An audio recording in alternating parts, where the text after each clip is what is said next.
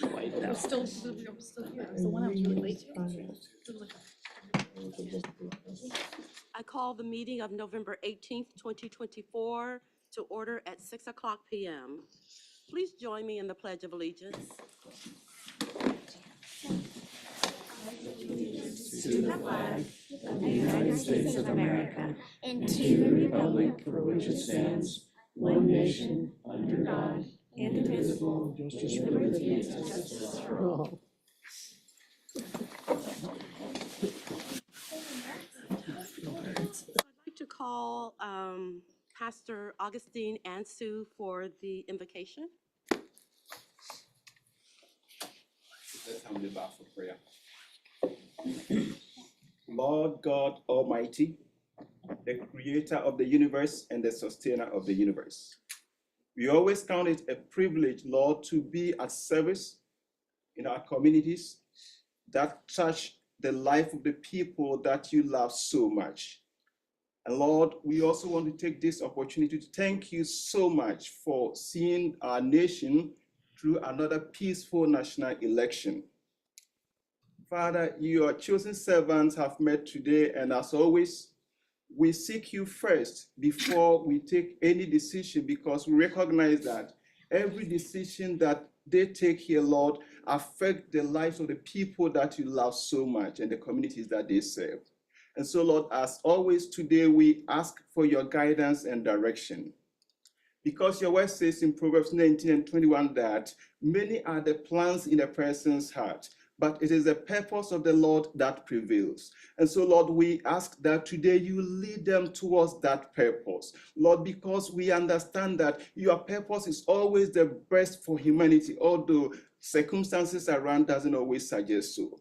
Father, we pray that you will guide and direct them, Lord. Even at times where they are confused and Lord, they don't agree, we ask that you will be with them. Help them, Lord, to consider every matter carefully, thoughtfully, and prayerfully. And Lord, please lead them towards that your purpose and will, which is for the best of humanity. And so, Lord, today we pray that you will bless each and every one member of this council, bless the city that they serve, Lord, and bless every member here. Lord, bless their very families as well. And above all, bless our dear nation, United States of America. We ask in Jesus' name. Amen.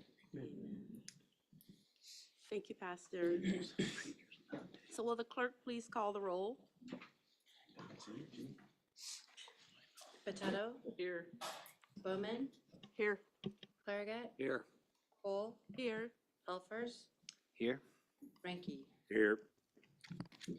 Thank you. Mayor Hayden is absent tonight, so as deputy mayor, I will be presiding over tonight's meeting. We're going to start with the oath of office for our newest council member, Matthew Kenna.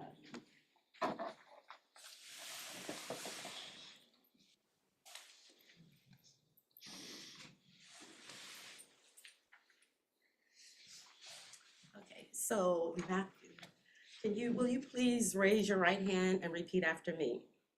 I state your name, do solemnly swear I, Matthew Kennett, do solemnly swear that I will support the Constitution and laws of the United States that I will support the Constitution and the laws of the United States and all local ordinances and all local ordinances and the Constitution and laws of the state of Washington, and the Constitution and laws of the state of Washington, that I will, to the best of my ability, that I will, to the best of my ability, diligently and impartially perform the duties of the office of council member diligently and impartially perform the duties of the office of council member for the city of Sumner for the city of Sumner in and for Pierce County, Washington, in and for Pierce County, Washington, as such duties are prescribed by law. as such duties are prescribed by law. So help me God. So help me God. Thank you and welcome. Thank you. Thank you.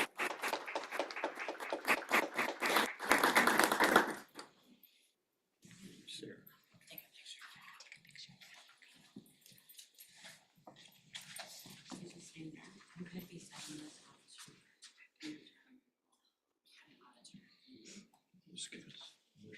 You guys can just go in front if you like. Okay. Okay. I know Carmen needs a picture too. Are we gonna be able to get you guys in or? Yep, you're good, okay. Okay. Okay, so- Oh, no, just go. How you doing? Go to the right. Thank you. Nice. That's awesome.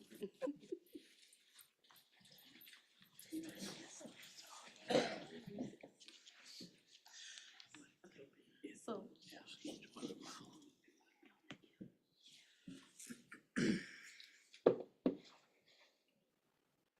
okay. Right, so will the clerk please read the consent agenda? Item number 1, Operations Facility Temporary Construction Easement Cabrera. Item 2, South Tank Retrofit Construction Contract Award. Item 3, Resolution number 1704, Pierce Conservation District Interlocal Agreement. Item 4, Resolution number 1703, Parkland Policy and Program. Item 5, 2025 Legislative Agenda. Councilmember Botetto, would you please make a motion to adopt the consent agenda? Yes, I'll make a motion to adopt the consent agenda. Is there a second? I'll second.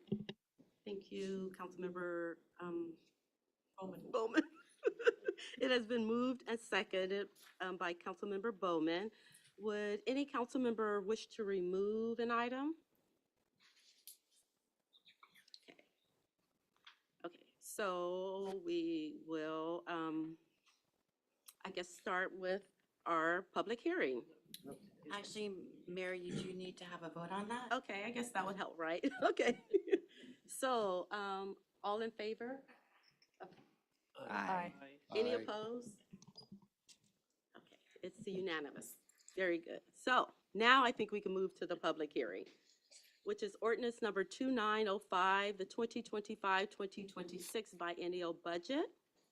It is 6:07, and I call on Chief Financial Officer Cassandra Raymond to speak to the item. Good evening, everyone, and welcome Councilmember McKenna, Troy Kenneth. We are approaching the finish line. There we go. We are approaching the finish line for the 2025-2026 biennial budget process.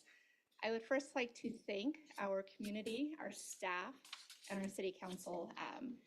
We have been working on this budget for quite some time, and I very much appreciate the thoughtful and engaged conversations and discussions we've had as we've set this budget before you.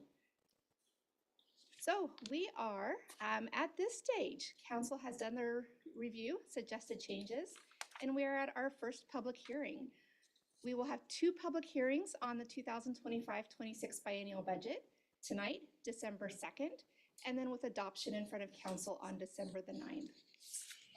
This budget has been months, and in the cases of some projects, years in the making. We started off in May the 4th, with a city council retreat. In July of 2024, we sent out a survey to our public that went out by targeted postcards, our website, our newsletter, our e-news, etc. We began our study session reviews in September. I know it seems we've been doing them forever. We had 4 in September, 2 in October, and then we met again on November the 4th. And again, my appreciation to everyone who attended those study sessions. I know we had some long meetings and some special study sessions in the middle of the day as well.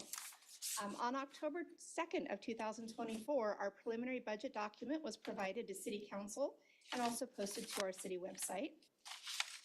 Later in October, we held a public hearing on our tax year 2025 property tax, and then City Council approved the tax year 2025 property tax levy on November the 4th. Again, tonight is our first of 2 public hearings on the biennial budget for the next 2 years. And then we'll come before City Council on December 9th for formal adoption by ordinance. And then we have the requisite numbers. So we budget based on fund accounting. So every fund has its own classification and its own set of accounts. Overall, our regular revenues and beginning fund balances are $344,201,154. And our ending fund balance and appropriated expenditures are also $344,201,154. With that, I will leave this slide up and I'm happy to answer any questions.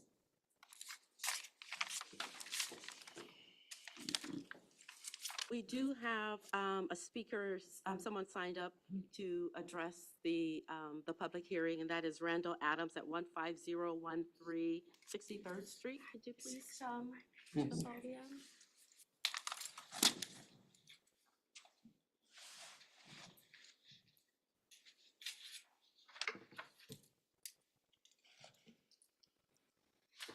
First off, let me congratulate new council member Matthew Kenna.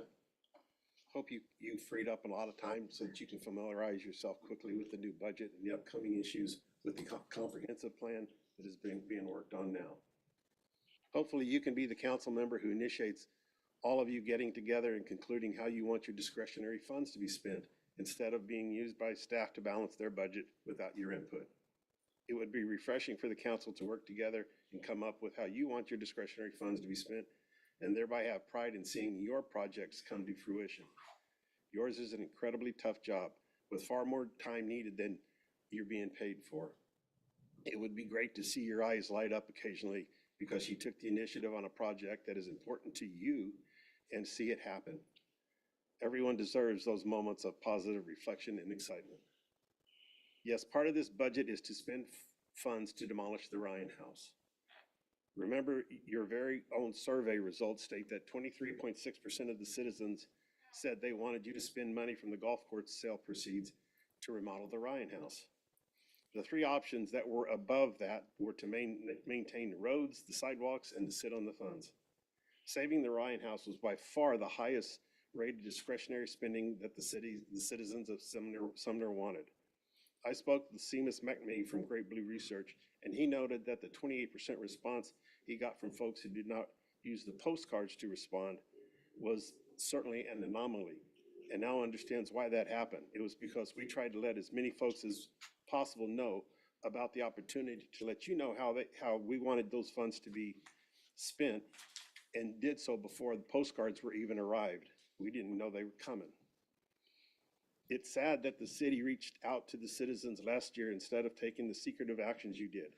The needed commitments to finish the project together would have been raised and the city would not be getting torn apart as it has been the last year. Instead, what we have now is the city punting any responsibility for your willingness to destroy the most notable piece of our history and maintaining all the funds and mandating that all the funds to save the Ryan House must now come from the very folks that you thought so little of. We were never asked to help you, although we do have the funds that would have put you over the end zone. You just didn't ask.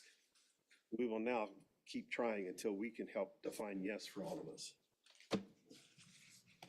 Okay, thank you for your comments. Is there anyone else in the audience who would like to speak, or anyone online? If you're interested in speaking, please use the raise your hand feature. Looks like there are no takers. Okay, are there any council members who would like to speak?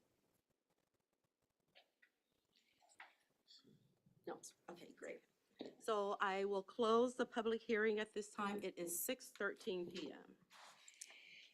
And we'll move on to our regular business. There is no unfinished business tonight. We do have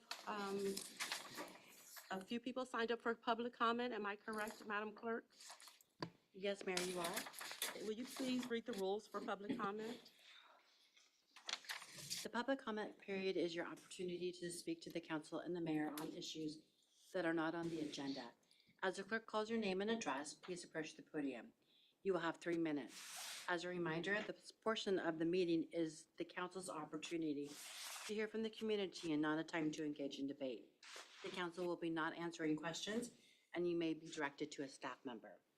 And Madam Mayor, the first person that we have on the list is Jan Bream from Redmond, Washington.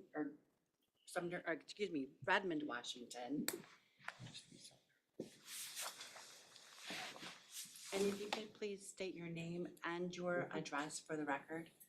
Jan Breen, I live in Redmond. We own 2 houses in Sumner, one on Sherry Avenue and one on 156th Street, Court East. Also, could you please hit the button on the podium, on the Where it says on off? Yes.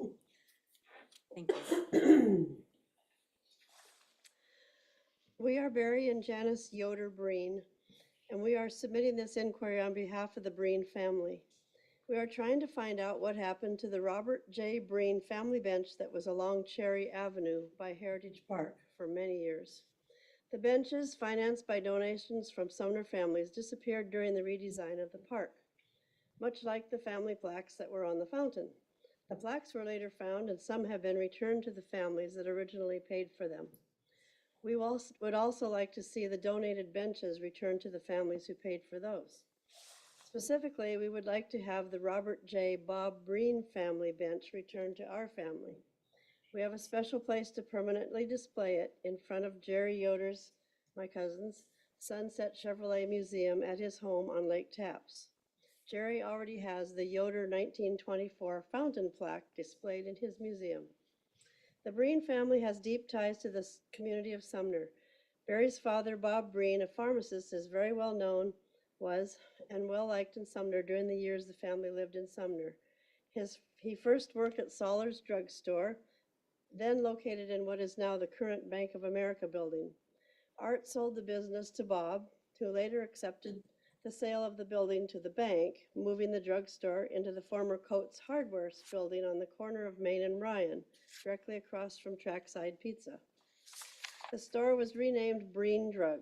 Barry's mom, Barbara, had a small gift shop section in the store. They ran the business until Bob passed away on Labor Day 1983. Barry and I are both graduates of Sumner High School, class of 1966. We were married before our 40th reunion in 2006. We both grew up going to the library at the Ryan House. Barry spent many hours reading every science fiction book he could find. Jan took piano lessons for over 10 years from Dorothy Ryan Peterkin, daughter of Amy Ryan. Dorothy's daughter, Anne, gave Jan a proper start, in horseback riding at their farm across the railroad tracks from the old cannery. We just got back from Bend, Oregon, where we visited Anne at her home.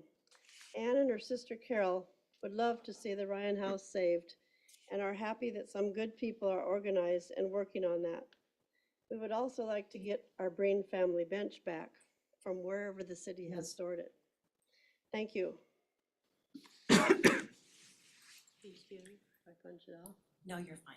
Thank you. The next person on the list is Nick Bierman. And Mr. Bierman, when you approach, could you please state your address?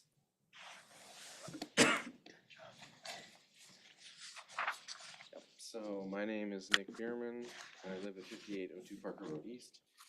And I'd like to thank the Breens for being here today.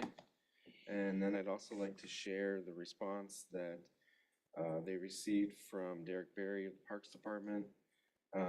He said, "Thank you for reaching out about the Breen bench and sharing your family ties to Sumner.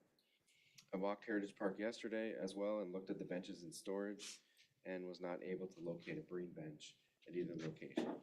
So I am here to ask that the City Council help do some more investigation and investigating and find out what happened to these benches. We know that they were removed from Heritage Park, and I had been told in the past that, and from Derek Berry, the Parks Director, that 7 of the benches are in storage in the city storage somewhere, but we don't know the names associated with those.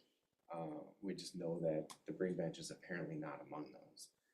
So we'd like to find out what the city has planned for those benches that are in storage and if they will be used in a future park in the city somewhere, and if not, can they be surplus? Can they be returned to the families? Can there be some sort of a process that would allow the families a chance to have those returned?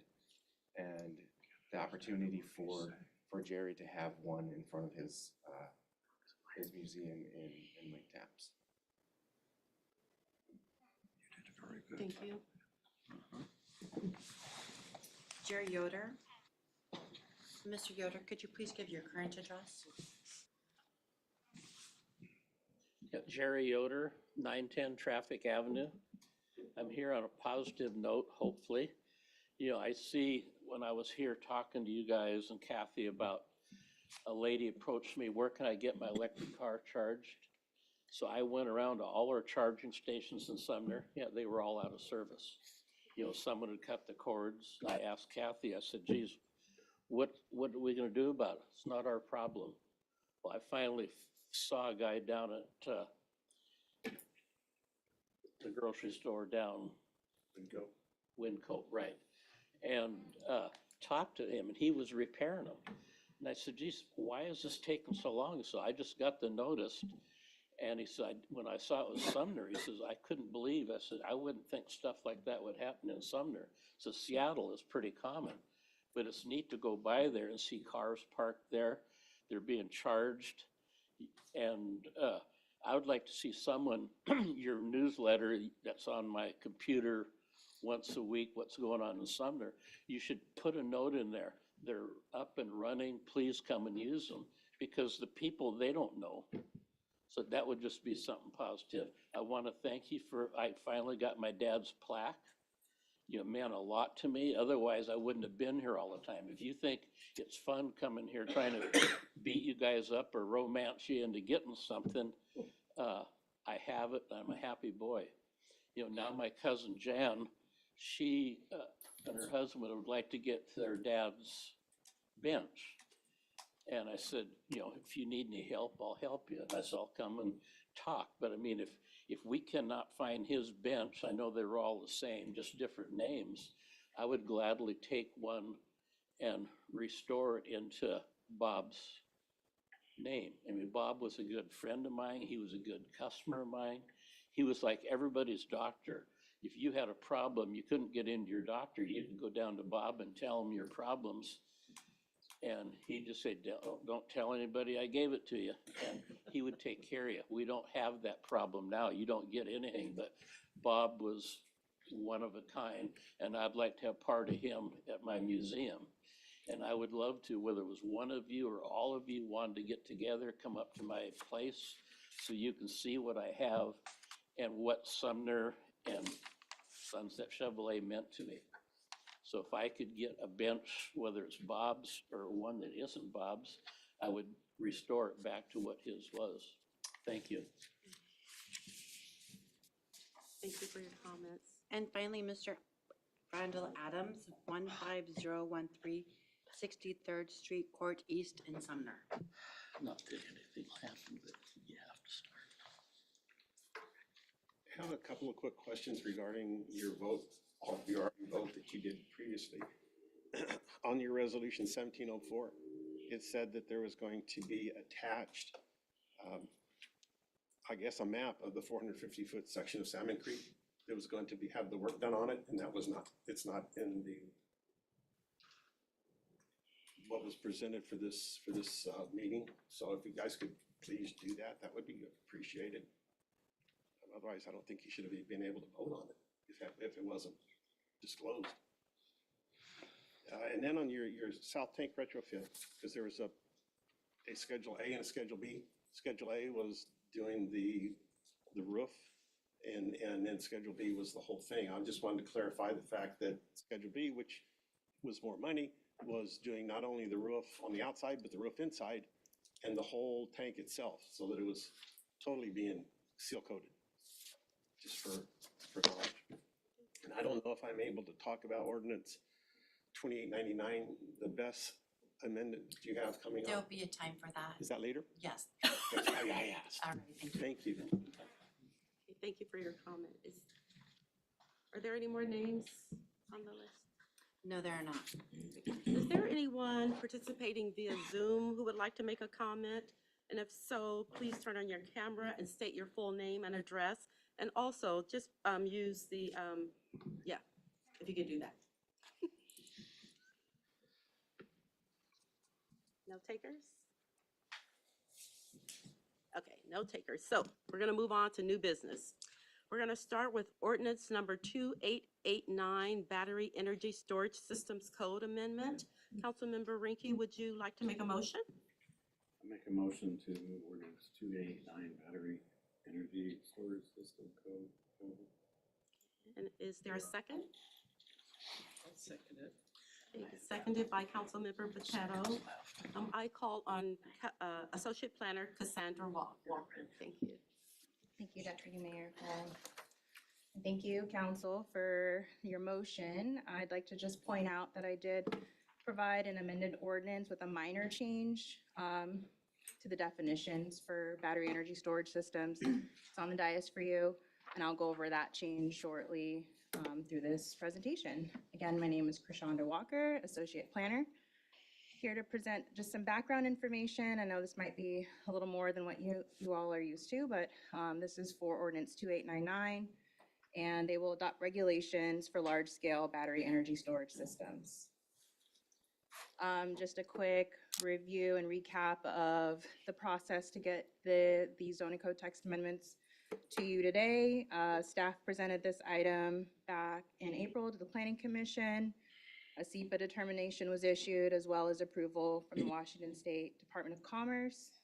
The Planning Commission held a public hearing on October 3rd and recommended approval to council.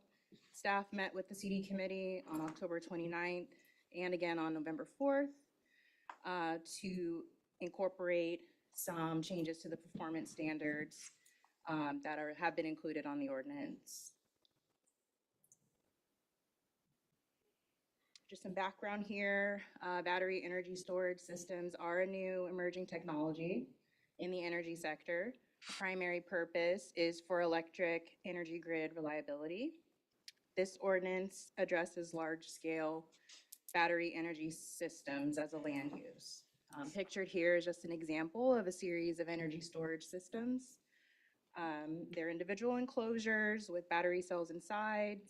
The amount of energy of each storage container vary based on battery type and system design. And from a planning standpoint, we understand that battery energy storage systems can have value at any point on the electric grid. Shonda, can I just pause real quickly? I want to share this.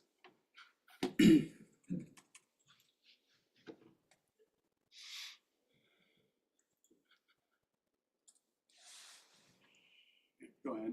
Thank you. So for Sumner, an energy storage was discussed for a project to incorporate or connect to the Puget Sound Energy White River substation. They are located on top of the hill in unincorporated Pierce County. Under the current zoning code, battery energy storage systems are considered a major utility, which are allowed in any of our zones.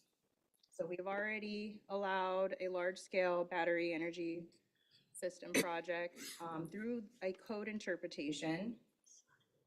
And that project is known as Bright Night. It's outlined in red there. And I'd like to point out that because major utility uses are allowed in all of our zones, even in low-density residential, we must have a distinction in our code that allows and permits battery energy storage systems in our M1 and M2 zones only. My clicker doesn't work. You just press enter. Try now. And like many other cities, we had viewed battery energy storage as major utility projects. This ordinance will recognize battery energy systems as more intensive uses than existing utility uses.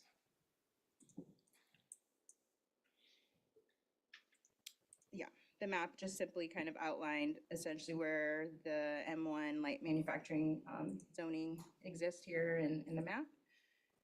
That project also had transmission lines proposed to connect to that substation on the hill, as you see in the yellow line there. And that property is owned low-density residential. What this ordinance will do will ensure that future battery energy storage projects will go through a conditional use permit and remain in our light and heavy industrial zones.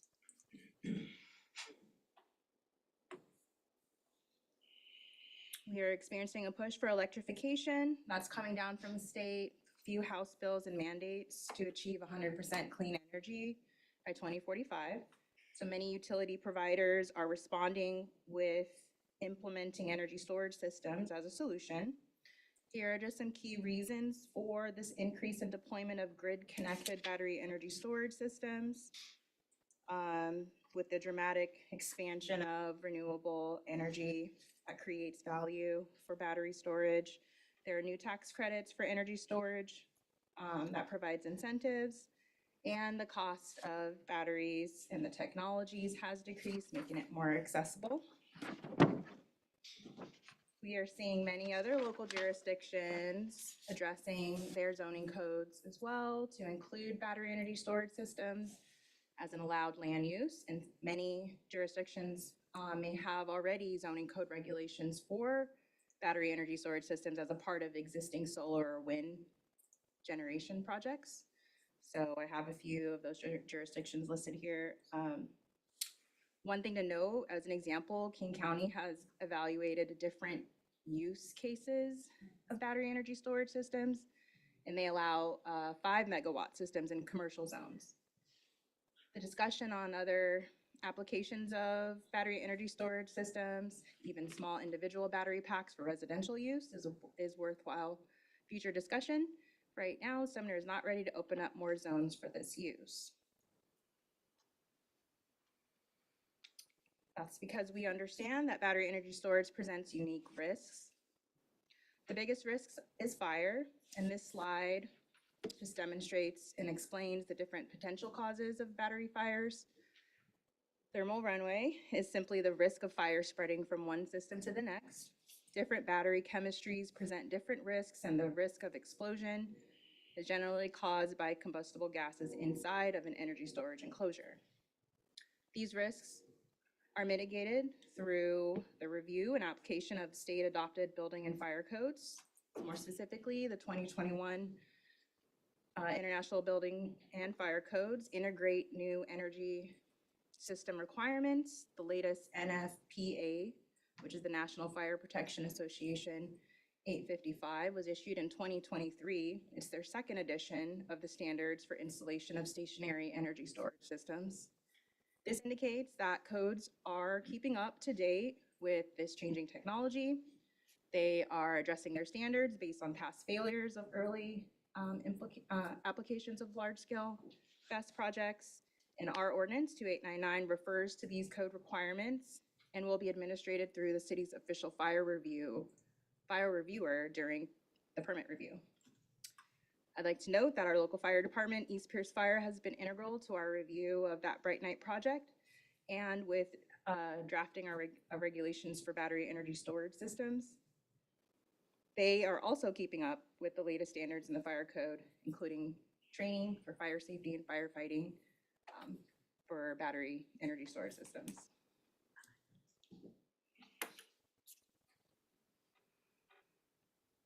Just to recap on why this ordinance was needed.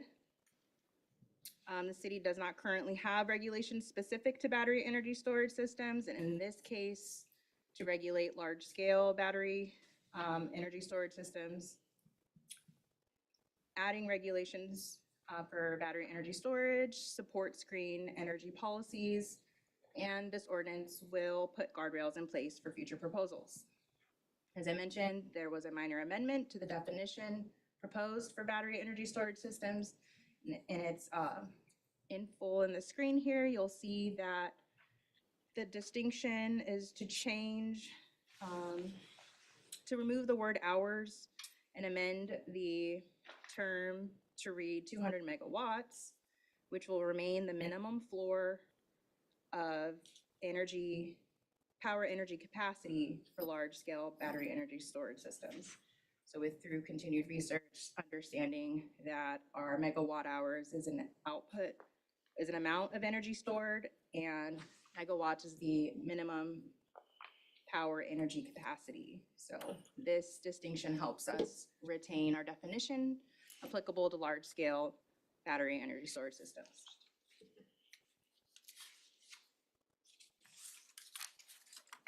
So in summary, the ordinance adopts the following code changes. We're adding that land use definition for BESS. We're amending related definitions such as that major utility and minor utility, providing that clarification by excluding battery energy storage systems as a major utility in our zoning code. We will only allow these in our M1 and M2 zones prohibited in all other zones, and they will be permitted through a conditional use permit. In our use chart, these land uses will be prohibited within 1,000 feet of residentially zoned parcels, and we will require that a battery energy storage system project will meet certain performance standards.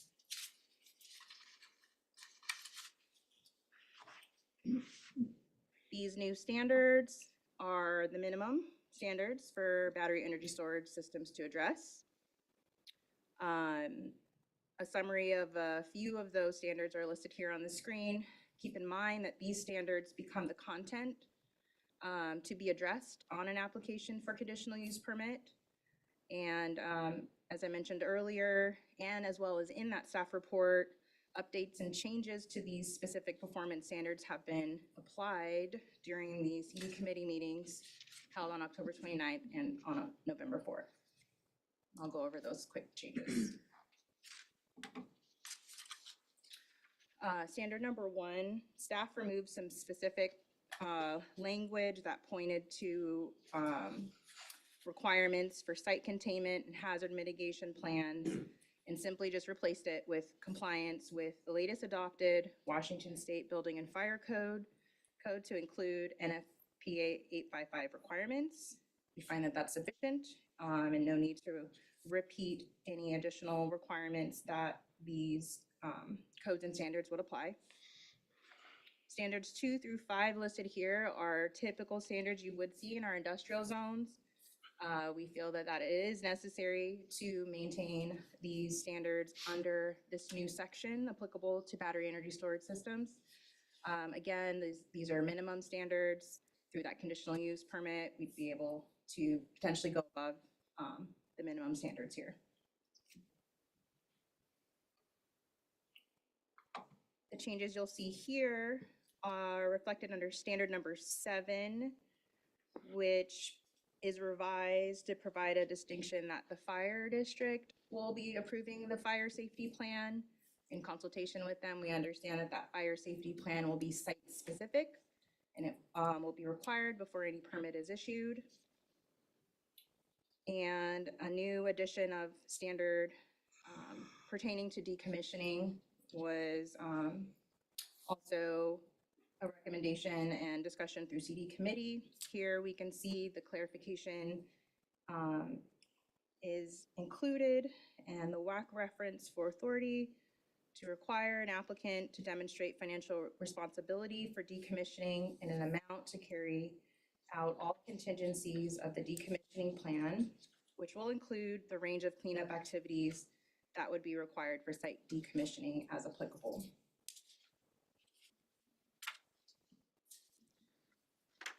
We feel that the ordinance adequately regulates large-scale battery energy storage systems. I'd like to reiterate that we have worked closely with East Pierce Fire on the review of battery energy storage systems and these regulations.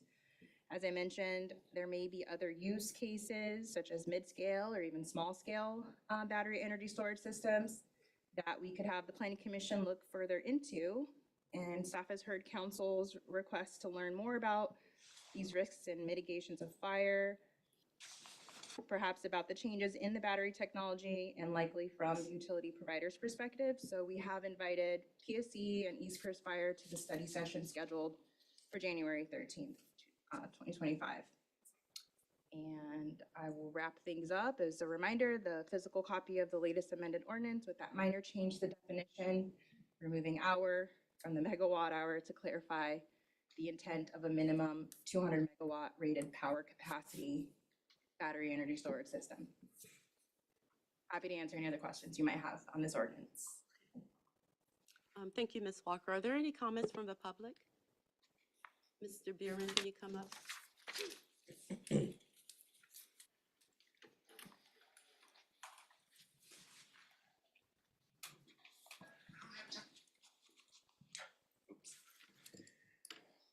All right, Nick Bierman, 5802 Parker Road East. So I would say that in general, I support this ordinance, and I see the urgent need for having the ordinance in place for regulating future battery energy storage sites. I thank the city staff for preparing this draft ordinance, and also thank Ms. Walker for the presentation. Once again, she's done an excellent job of preparing a presentation that preemptively answers some of the questions that I was going to ask. One question was, why on earth did the city approve the BESS project beforehand without knowing what was all involved in it before it was approved? But now I see that it was a permitted use under the codes at the time that the project was presented to the city, so I can understand why it was approved. I know that I attended the last community development meeting and community development committee meeting, and in there was some discussion about having a moratorium on future BESS sites before a study, so that a study could be done to see what the future dangers and hazards might be to having something like that, some additional sites like that in the community. In hindsight, I think it might have been nice to have a moratorium before this was approved, so that we could have done some more studies and some more investigating before it was approved. But I can also understand, like, legally why you wouldn't want to be in the way of something that's a permitted use. And I also appreciate the fire safety planning that's going into the ordinance, and that the way it's worded, that it does allow for work with East Pierce Fire and making sure that there is a plan in place to handle disaster type scenario. So I do appreciate what's going into this ordinance. And like I said, in hindsight, I think I wish things might have been done a little bit differently, but I'm glad that the city is taking the actions that they are, and looking forward to the potential for future applicants to come to the city and ask to have a site like this in place. So thank you. Thank you for your comments. Any other comments from the public? Mr. Adams?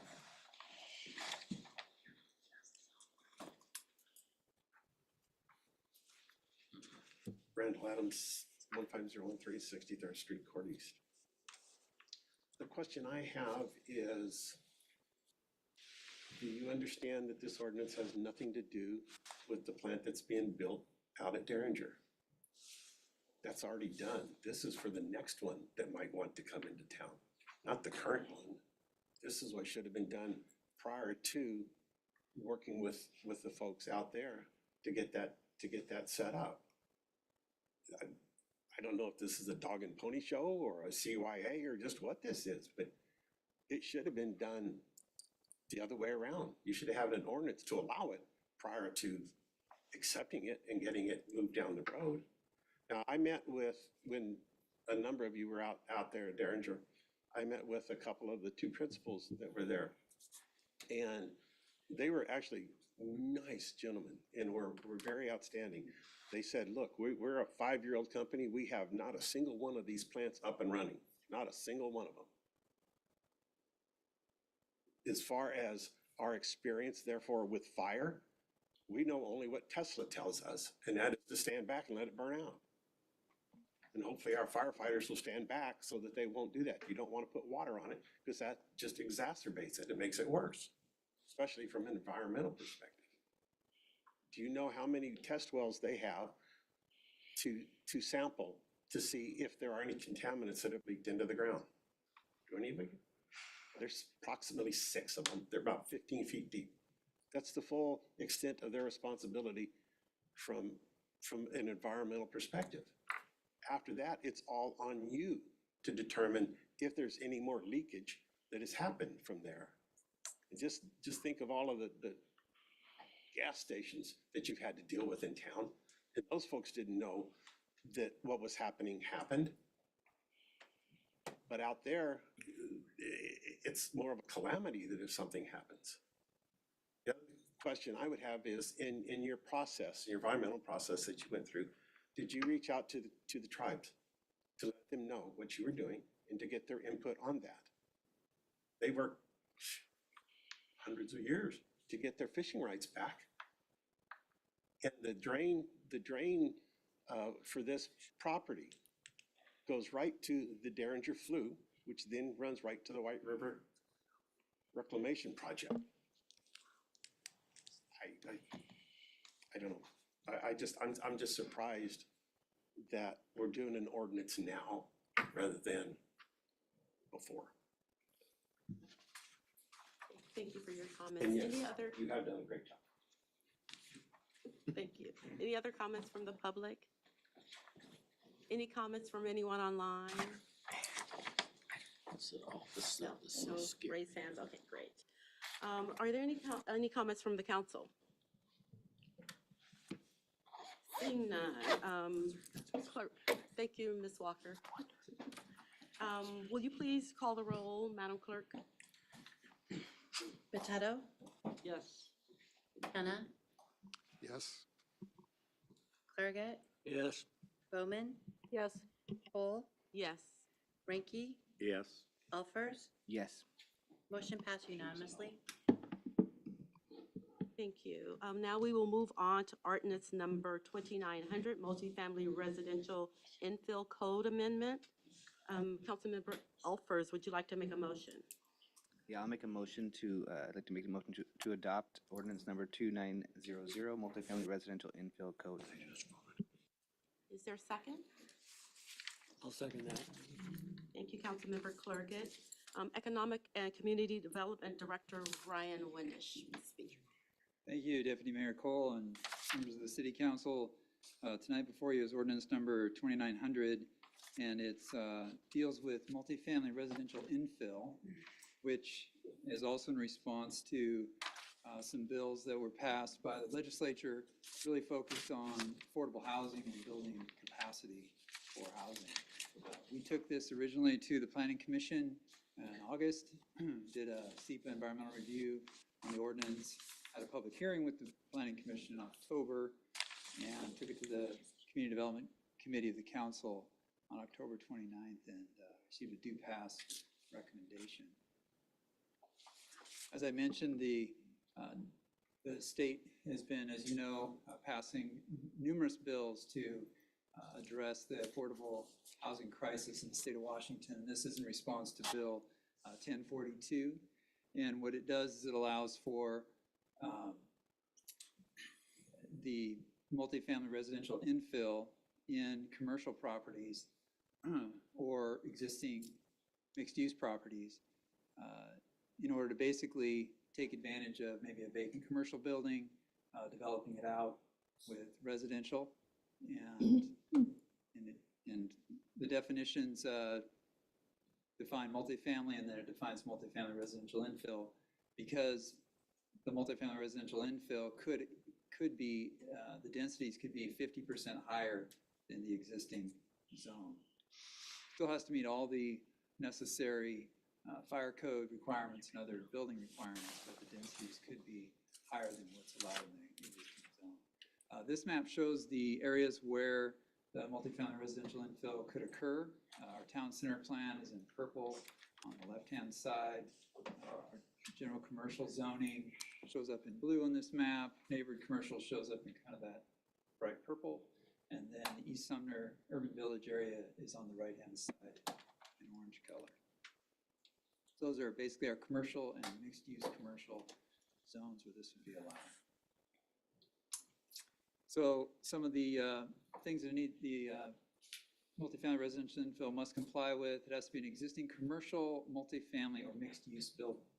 So for example, if you had a building on Main Street that had commercial on the ground floor and maybe had offices on the second or third floor, you could look at converting those office spaces if you desired into multifamily units, so thereby creating additional housing capacity in the downtown. The kind of the density bonus, if you will, is to allow the density to be 50% above the existing zone's allowed density. So that's a considerable bonus. However, it all has to be within the existing building, So that's the catch. It can't occur in areas where commercial is required. For example, if you require commercial on the ground floor and you allow residential or other types of uses on the second, third floors or so, you would not be able to put residential on the ground floor if commercial is required. And then ultimately, a covenant would need to be recorded to kind of track this, so that it's understood how these got here, and there couldn't be additional conversions in the future. And then, like I said earlier, any infill would have to meet all the building codes as required. So that's this ordinance, quite a bit simpler than the last one you talked about. And really, it creates an opportunity for a creative developer to find some existing commercial property, maybe it's a vacant property that hasn't been utilized for a number of years, and convert that to residential. So that's it in its essence. There was a due pass recommendation from the CD committee, and happy to answer any questions you might have. Are there any questions from the public? Any comments from the public? Yes, Ms. Yoder.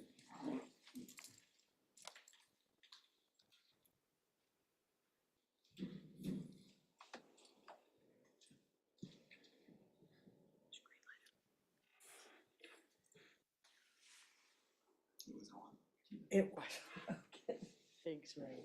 Please state your name, your full Tina address. Burnett, 228 Sumner Avenue. And it really is more of a question than Brian can tell me later, but is it my understanding that even though you've changed ordinance so that you now allow taller buildings in parts of the city, that they can't use this to add floors to the buildings? Okay, it has to be within the floors they have. They can't add floors. All right, thank you, Ray. Are there any other comments from the public? Is there anyone online with their raised hand who is interested in making a comment? Nope. Okay. Seeing none, thank you, Mr. Windisch. Are there any questions from the council or comments from the council? Councilmember Elfers? Yeah, Mr. Windisch, I was just to clarify, I got the phone. Is this something somebody could do on an existing building that's like brand new, or is there some restrictions? Yes, they could do it on an existing building that's brand new, even though I wouldn't expect that, given the amount of investment into a brand new commercial building. But yeah, there's no time limit. There's not, okay. There was one of them we talked about, I thought that had to be more than 10 years old or something like that. I was just making sure. You're catching me up on the details. I don't remember it being a 10-year-old requirement. There's a let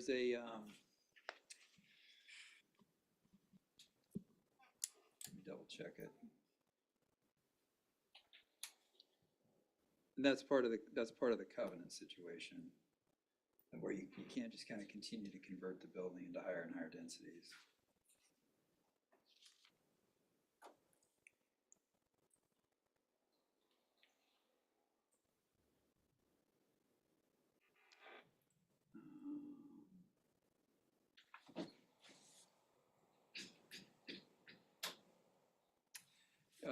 Let's see here.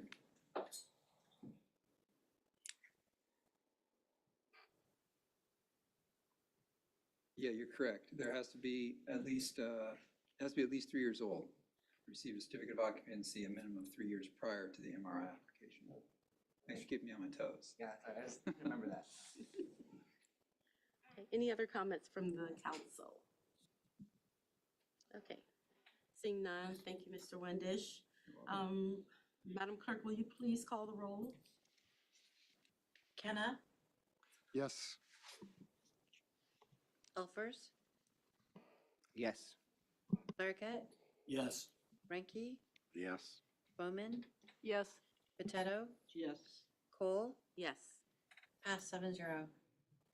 Thank you. Now we move on to ordinance number 2901, permit review and timelines zoning code text amendment. Councilmember Bowman, would you like to make a motion? Yes, I'd like to make a motion to adopt ordinance number 2901, permit review and timeline zoning code text amendment. Is there a second? I'll second. Thank you, Councilmember Elfers. Again, Director Ryan Windisch for us. Thank you, Deputy Mayor Cole, members of the City Council. Ordinance 2901 is also in response to numerous bills that passed in the legislature in 2023. This addresses House Bill 5290 and 1293. And really it focuses on an expedited permit process around the idea that time is money. And if you can permit housing faster, hopefully you're reducing how much it costs. So again, this was presented to Planning Commission in August, did SEPA review in August, went to the Planning Commission for a public hearing in October, and the CD Committee October 29th, just like the last ordinance. And it's definitely been generated as a requirement from the state, and it's to make some definite changes to our permit processes and update those. So I'll go through some of these different changes. We update the Title 1856, which is all about our permit processes, which is in the zoning code. It updates some timelines for each different land use permit type. The regulations put restrictions on how long you can be reviewing a permit. So if it's a fairly simple permit in our code now, it needs to be done within 65 days. If it requires a public hearing and some other process, it has to be done within 170 days. And those are timelines that our permit department and development services finds to be comfortable. They can make that happen. So those are what are written out into the code. We have a design commission that reviews different projects for architectural design review. And now the code only allows for one required design review meeting instead of multiple meetings. We made some minor readability format changes to some flow charts, created some definitions for site plans and interior alterations. Interior alterations is key because one of the permit timeline reducing ideas that's in the code now is that if it's interior, it doesn't require maybe planning to look at it, for example, because it doesn't affect anything on the outside of the building. It also creates consolidated permit review options. So if you have more than one land use permit operating at the same time, you can kind of go down the path together instead of one in front of the other. Right now, we have a pre-application opportunity for anybody who's interested in doing a development in town. They can come in and meet with the city and submit preliminary plans that we can talk to them about. We have a couple of applications where that's actually required. New state law says you cannot require a pre-application, even though I would strongly encourage it. It also clarifies what constitutes a complete application. That's really important because that's when the clock starts ticking. So we need to know when it's complete. It also outlines some permit resubmission and non-responsive application procedures. If the applicant is not responding after 60 days, there's some options there. And also sets up a corrections review meeting process, which I think is excellent. If you have more than one or if you have more than 2 rounds of kind of permit review, on the 3rd round, it's time to actually formally meet with the city and talk about kind of what's going on with this permit so that we can get it through the process. Some details that are in the ordinance regarding definitions for interior alterations, land use permits, and site plans. And then this is just kind of a quick outline of what our 56 covers in terms of land use permit processes in the areas of the code that are being amended. And I would just say that overall, it's really fine-tuning what I think Sumner already does pretty well. We have a good reputation in the industry for being fairly quick with our permits. It certainly is it's positive when people talk about economic development in Sumner. So this just kind of continues to push us forward to high performance. Any questions I can answer for the council? Well, let's start with the public. Any comments from the public? Any comments online?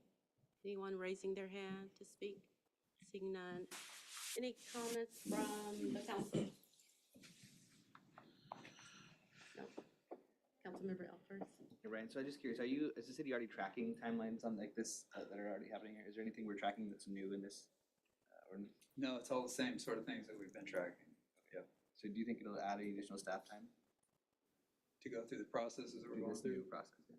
No, I think we'll just be kind of business as usual since we meet those timelines now with our current processes. But it will change some process in terms of design review. One meeting, then you're going to have to you're gonna have to do probably a little more interaction with staff before you get to that design commission meeting, so that things are kind of buttoned up and instead of having multiple reviews. So that's definitely one of them. Thank you. Any additional questions? No. Looks like none. Madam Clerk, thank you, Mr. Windisch. Madam Clerk, will you please call the roll?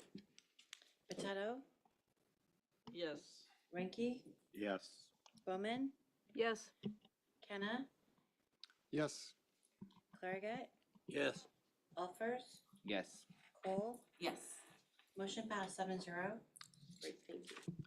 So now we move on to ordinance number 2912, amending Sumner Municipal Code 13.08, utility billing, and 13.20 sewer rates.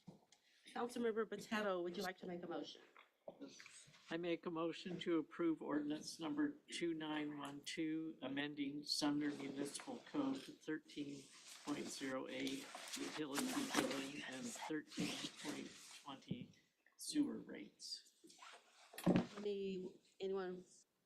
I'll second that. Thank you, Councilmember Ranky. We have our Administrative Services Director, Jeff Steffens, to talk to us. Thank you. Good evening. This is the first of two amendments, or two ordinances tonight, dealing with how the city bills its water, sewer, and stormwater utilities. So as part of our rate study, we went through a phase to look at really how we bill our utilities. We haven't done any changes or any updates to the way we bill utilities in at least 20 to 25 years. We looked, is there a way to increase transparency to make it more equitable, to make it more efficient for staff? And then the added thing was looking at a possibility of implementing a low-income discount program.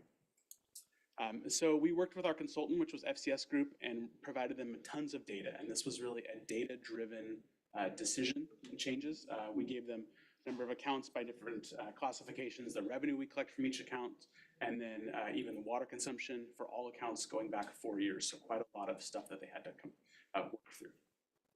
In that data collection, we noticed some data inconsistencies, and that was really, we didn't have a definition of how we defined a multifamily account.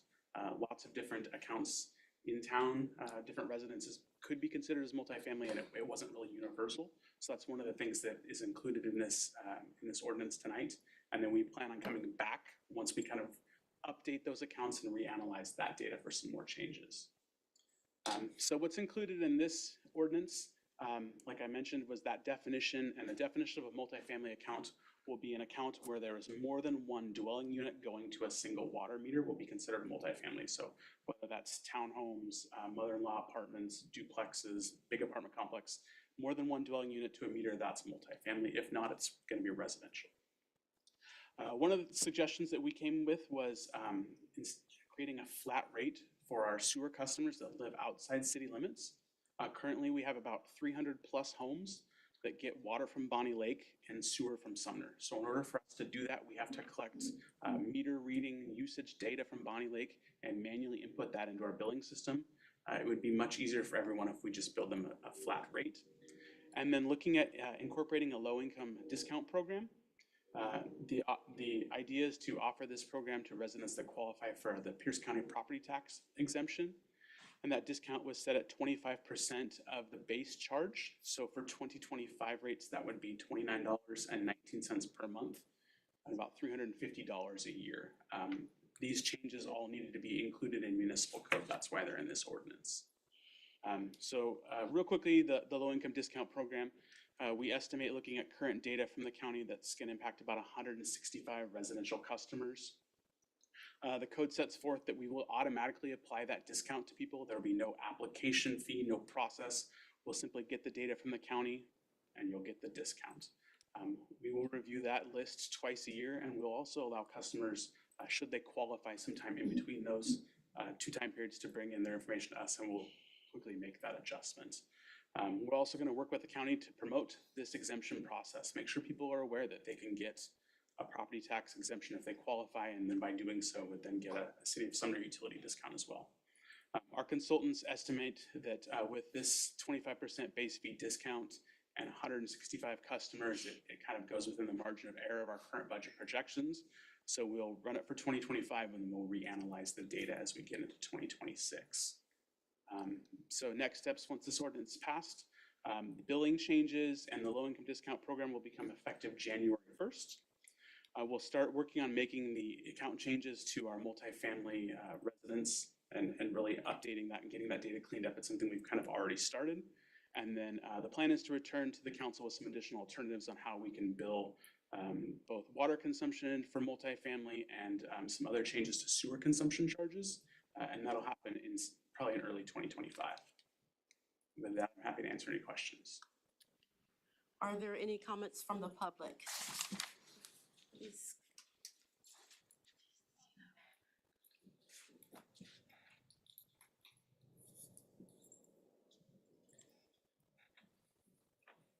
And Ms. Burnett, please state your name and address again. Tina Burnett, 228 Sumner Avenue. It just occurred to me listening to the presentation that the low-income discount is for homeowners who qualify for the property tax exemption. But there are low-income renters of homes who, because they don't own the home, don't pay the property taxes and qualify under that. So perhaps you could look at, and I know we can't add it now, but look at the impact of, I don't know how many people would impact, but some other way of assessing whether they qualify for food stamps or some other low-income indicator to offer them an exemption too. I know that's more of a process, not as easily done, and I don't know how many people it would impact, but I'm sure there are probably low-income renters of homes that could benefit from this too. Thank you. Thank you for your comment. Any additional comments from the public? Keep the staff.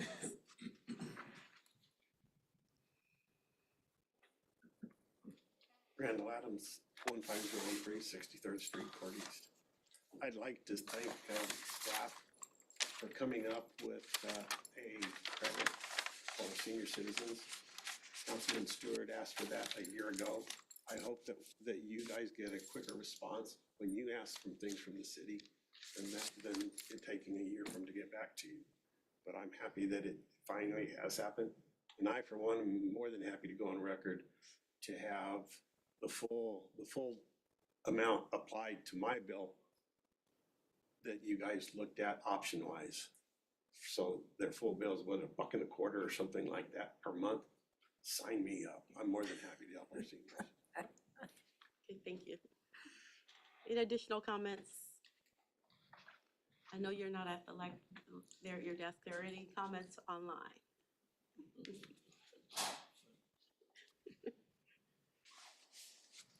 No? Okay, great. Any comments, questions from council? Seeing none. Okay, thank you, Mr. Steffens. Madam Clerk, will you please call the roll? Bowman, Yes. Bull, Yes. Potato, Yes. Elfers, Yes. Hannah, Yes. Clairget, Yes. Ranky. Yes. Motion passed 7-0. Very good, thank you. So now we'll move on to ordinance number 2911, establishing the 2025 utility rates. Councilmember Ranky, would you like to make a motion? Yes, I'd like to make a motion to move forward ordinance number 2911, the utility rates for 2025. Is there a second? I'll second. Thank you, Councilmember Bowman. Again, Jeff Sessions. I don't know why I want to call you that, Jeff Steffens. Too much political stuff in my head. I'll take that however you want. Thank you for having me back. It's like I never left. Ordinance 2911 establishes the 2025 utility rates for our three City of Sumner utilities. So just a quick overview. Every 2 years, the city goes through what we call as a rate analysis that takes our fiscal policies, looks at our capital plans, what we've previously spent to run the utilities, and determines a revenue requirement for the upcoming years. We also look at our current customer data, number of customers that we have, water consumption, that type of stuff. and then the way that we bill, and that helps us design our rates. So the rate study for 2025 recommended a 4% increase for the water utility over the 2024 rates, a 4.5% increase for the sewer utility, and a 6% increase for the storm utility. In this rate ordinance, it also includes previously approved billing updates that we just spoke about. And in addition to that was changing the single-family water consumption tiers. So that data analysis said that we should really adjust the way that we bill water for single-family residences. This wasn't something that's in code, that's why it wasn't part of the previous ordinance. So currently we have consumption tiers that are set at 1 through 10, 11 through 20, and 21 units and above. Those consumption tiers will change to 1 to 5, 6 through 16, and 16 and above.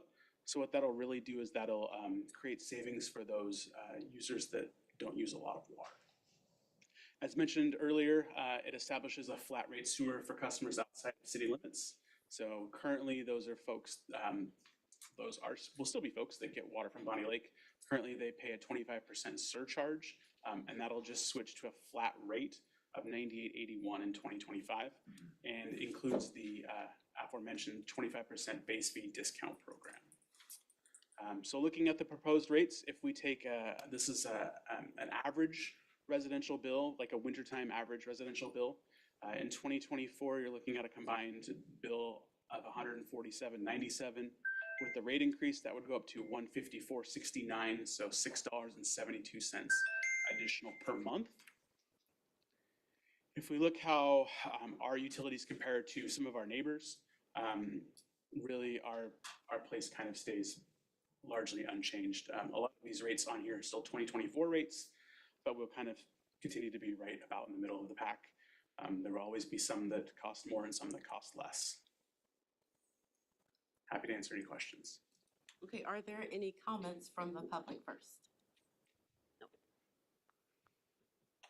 Any comments, questions from the council? No? Looks good.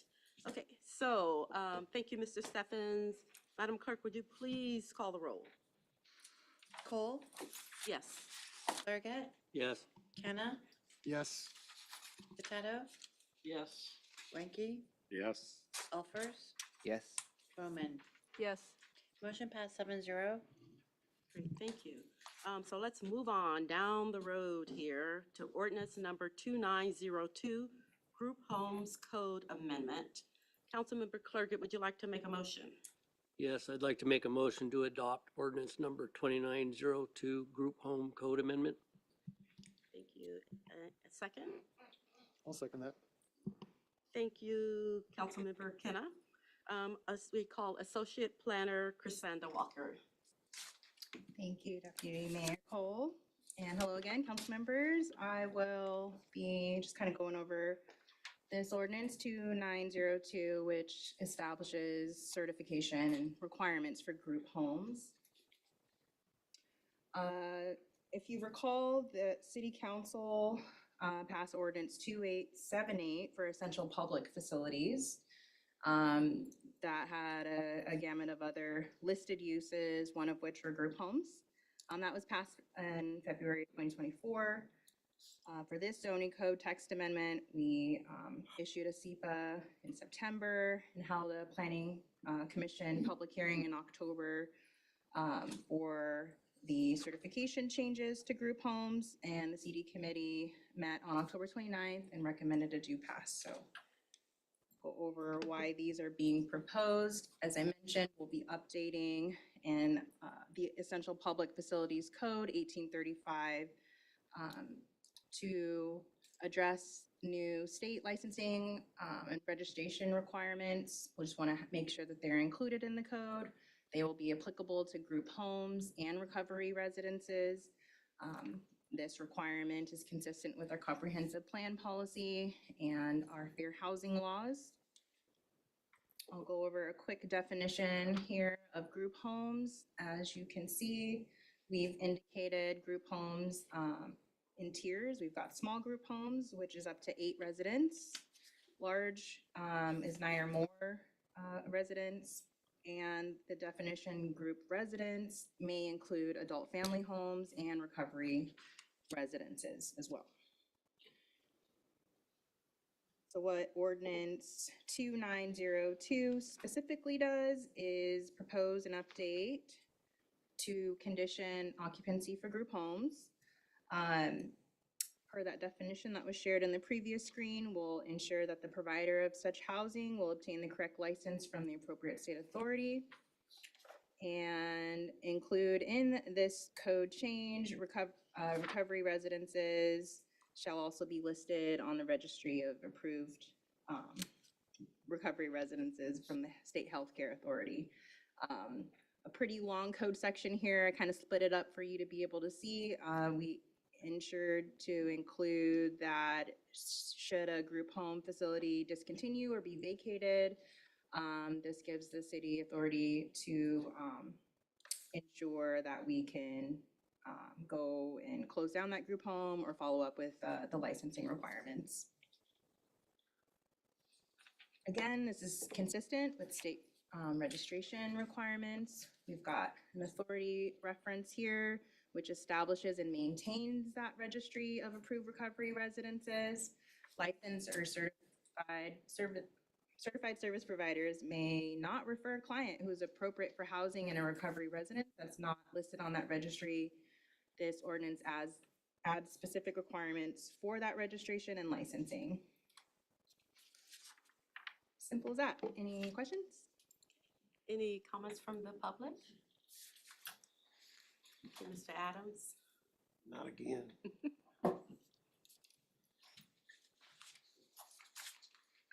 Randall Adams, 15013 63rd Street, Cordes. My question is, does this cover all folks that were in prison that are being released early because the state of Washington is emptying out their prisons and they're going into the cities, our cities, into homes? Does this ordinance, does it address that fact and have some overview of them?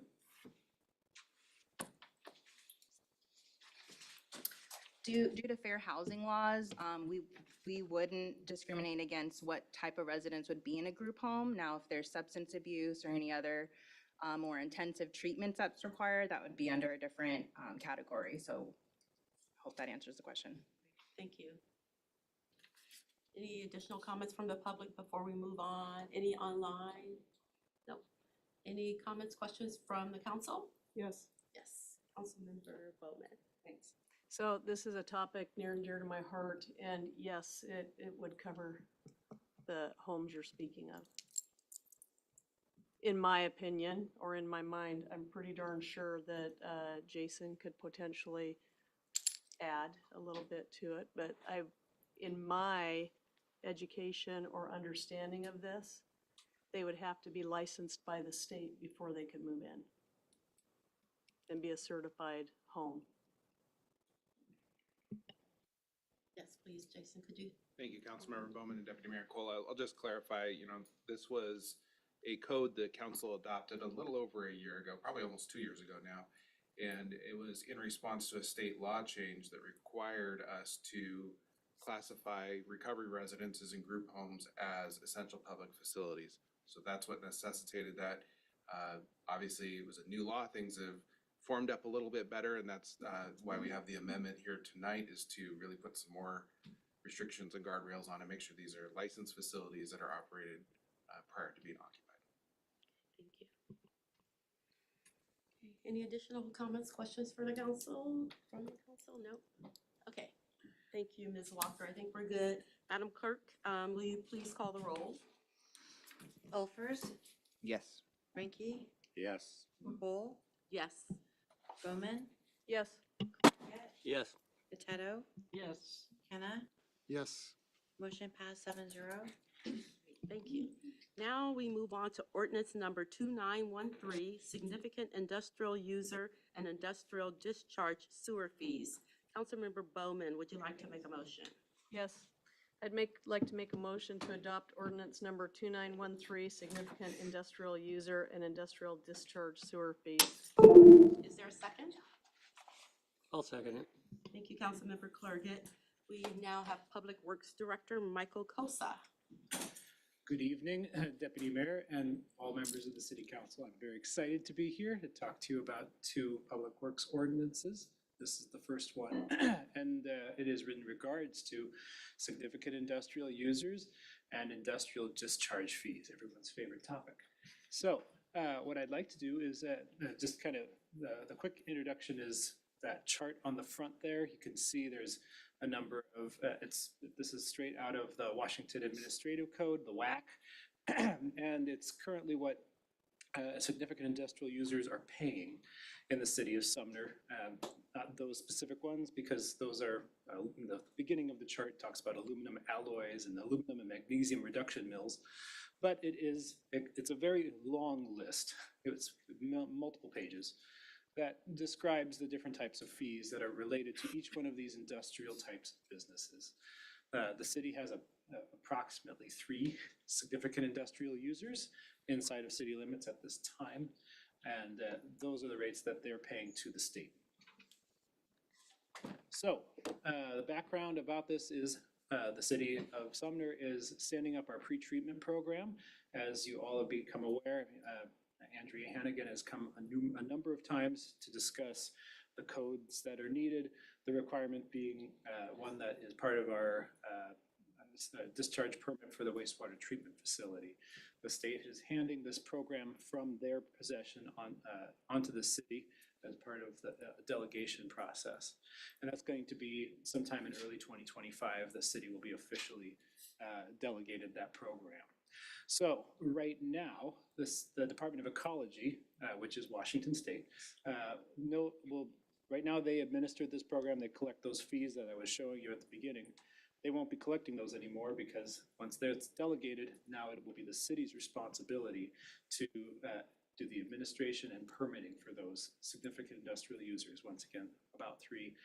This is a picture of one of the food processing ones, the inside of their facility where they prepare food to be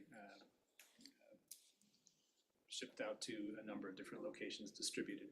So we, aside from all of that, kind of separately, sometimes these types of plants and other times other users in general throughout the city, commercial users, sometimes have a one-time discharge. And, kind of the language starts to get conflated. So a one-time discharge would be somebody who calls us up and says, hey, I've got this 8,000 gallon tank, it's full of something, whatever that is, and they'd like to discharge it to us. And we say, whoa, let us know what that is.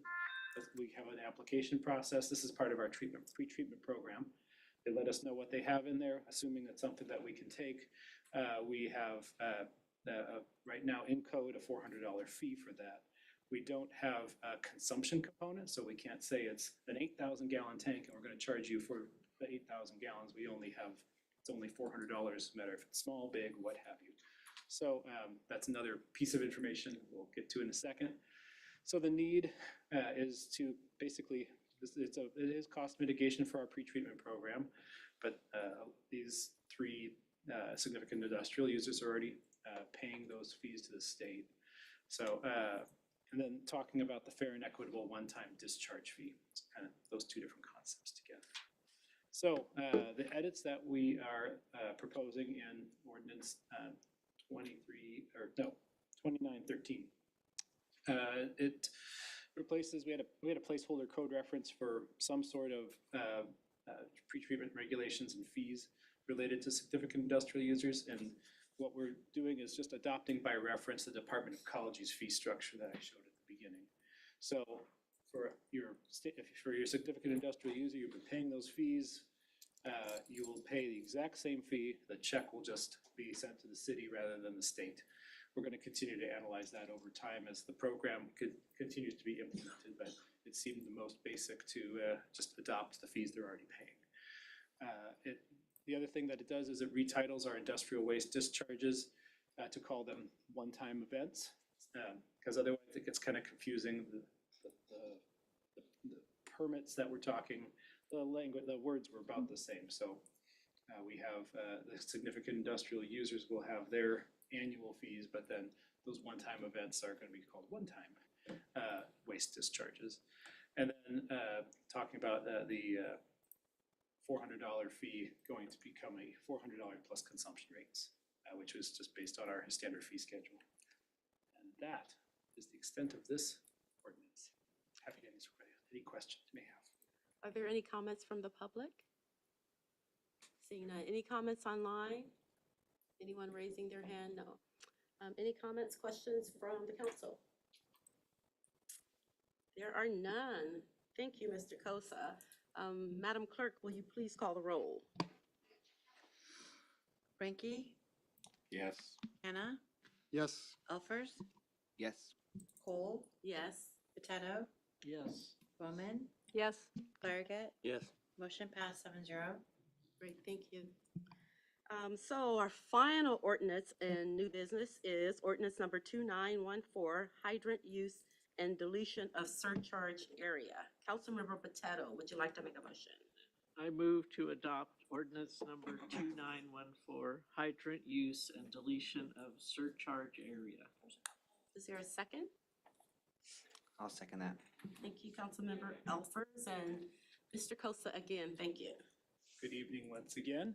And if you thought I was excited about that previous significant industrial user fees, you will be pleasantly surprised. I'm quite much more excited about discussing hydrant usage. So let's get right into it. Background and need. So the background on this ordinance, which is 2914, really, if you review our code, we have some very limited current code regarding fire hydrant use. We don't have a identified method for collecting any sort of fees, base and consumption rates from fire hydrant use, and I'll get into that in a minute. But the need is that we need to maintain the safety and integrity of our water system. And we need to identify authorized methods for using those hydrants. So this kind of is born out of our recommended code change that was identified in the 2020 Sumner Water System Plan. And this is when we're getting to that recommended code change. So fire hydrant use. The proposed ordinance allows East Pierce Fire and Rescue and city staff full access to hydrants. This would be for any sort of emergency services, training, it would any sort of flushing that city crews need to do to keep our main lines flushed and with good quality, high quality water.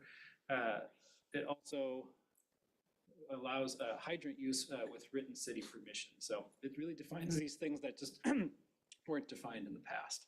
So specifically outside of fire and maintenance, we want to have a defined process for construction companies primarily to be able to utilize hydrants and hook up to those to serve their site before they have a water service on site. That can be any sort of new buildings. It can also be our own public works projects. But all of those types of construction projects need a water supply more often than not. So that basically, once again, is something we've been doing, but we just didn't have code to support that. It allows the permittee to install and uninstall meter assemblies as needed. That picture on the right there is, you can see the fire hydrant, and coming off of it, this is more of a permanent installation, but it's at our shops that we can provide water on site, on demand to somebody that's interested in filling up a water truck. But it has, that's what we call the hydrant meter assembly. It's got a water meter on there, and then it also has what we call backflow preventer, which is the piece that really protects our water system from contamination from hooking up to like a water truck or what have you. So it allows a contractor to take those on and off of hydrants in town, and the reason that they may have a place that they need to use it. Those hydrant meter assemblies are commodities that are stolen, unfortunately, by many a person. So we want our contractors to be safeguarding those. So we're also requiring permittees to safeguard city meters assemblies and pay for damaged or lost assemblies. through a deposit that they put down. That way they return it if it's been, hasn't been damaged or stolen, which has happened on a few occasions. This also allows the city a defined process to charge base rates, consumption rates, and fees for water usage. We basically open a utility account when somebody comes in and gets one of these water meters, and that way we can charge them just like we charge any other customer. Also will prohibit unauthorized use, damage, or tampering with hydrants by identifying violations and penalties. So that's the other really big one that really supports that. If we do have folks that are doing things that they shouldn't be doing with our hydrants. So that's fire hydrants in a nutshell, and the hydrant meter program that we've been doing and now will feel more comfortable to do moving forward with code to back us up. The other element of this ordinance is the LID 73 system development surcharge area. This is an old local improvement district that was finalized in 2005. And at that time, there was some code inserted that said that all properties located within the LID 73 boundaries shall pay 125% of system development charges in effect at the time of application for service. Said surcharge should be in effect for 10 years beyond the effective date of the ordinance. The surcharge shall automatically be eliminated at that time. Well, automatically eliminated from code's a little bit sketchy. So we made it crystal clear that surcharge ordinance 10 years from 2005 is 2015. It's expired. So this ordinance will clean that up by eliminating that code section. With that, I'm happy to answer any questions on fire hydrant usage and this ordinance specifically, and I guess the surcharge area too. Okay, well, let's start with the public. Are there any comments from the public? Any comments online? No raised hands. Okay, how about from the council? No takers for this fascinating subject? Yes. Okay, Councilmember Bowman. I know more about this than I ever want to in my life. And you've done a great job educating us. It was great the other day. It was. It really was. I mean, we thought it was all about the fire hydrant, and it's not. It's that other piece that's connected to it. So you did a great job. I'm so educating us excited. then and now. I'm so excited that I was able to share this important You information. did a with you. great job. Thank you. Any other comments from council? Just real quick. Those meters, are those city property then, or are those contractor liable for those? Those meters are city property, just like all the other meters in town. So it allows us to, have full control of that as best we can after we hand it to them. But we do read them periodically throughout the time that they have those meters and have that account opened. Any other takers? Looks like we're good. Madam Clerk, will you please call the roll? Thank you, Mr. Cosa. Belfers, Yes. Cole, Yes. Ranky, Yes. Potato, Yes. Bowman, Yes. Claggett, Yes. Kenna, Yes. motion passed 7-0. Very good, thank you. Now we move on to reports, council reports. We'll start with Councilmember Potato. Okay, I have a couple things. I'd like to welcome Matthew to the council. We're glad to finally have a full council now, because it's been a while, so. And then the city spends a lot of money, and sometimes people don't see the effects, but one thing that I've noticed is the covered court at Rainier View Park is very well used, and over the weekend I saw somebody posted how they like seeing, the activity going on, and like today there was pickleball, and there is a section that needs to be repaired, but it'll get fixed, but at least the rest of it can be used. And I'm pleased after the election that our citizens really value education, and we're one of the only 2 school districts in this area passed the bond, and so it's a great tribute to our citizens that we value education, and it also enhances our city. And then I was quite involved with the Y, and for a time after COVID, the numbers, weren't creeping up, but now they're up to pre-COVID numbers of about 21,000 members, and it's really great to see the activity going on there. So, You're welcome. Councilmember Bowman. Sure. So I also want to welcome Matt, and it's great to see you up here with us. In regards to the park, yes, I've been over there a lot. I walk by there every day, some very early in the morning. I'm happy to say that there's a strong contingent of senior citizens in there setting up the pickleball and using it, and they're very excited. And the lights are on late at night because when I come back from the Y, I drive that way and the lights are lit up and people are in there. So it's great to see people, using those things. In regards to the bond, I too was very excited that it passed, but I found it really exciting. We were in a local restaurant here recently after it passed, and the group of high school kids that were so excited that Sumner High School was going to get fixed up and they wouldn't be in a classroom with a garbage can catching the rain, and that they could actually use a bathroom in an easy distance to walk. So it was really neat to hear the young people talk about that. But the other thing that I just really appreciate, we had 8 new ordinances tonight, and the time and energy that it takes for the people that present up here and the number of meetings they go through educating us, because we ask a lot of questions. And I really value the knowledge of my fellow council members here. We're all on different committees. Some of you come into those. And it's not always an easy meeting because they're having to educate us. And we really send them back to the drawing board a lot. They're so patient, they're kind, they're polite.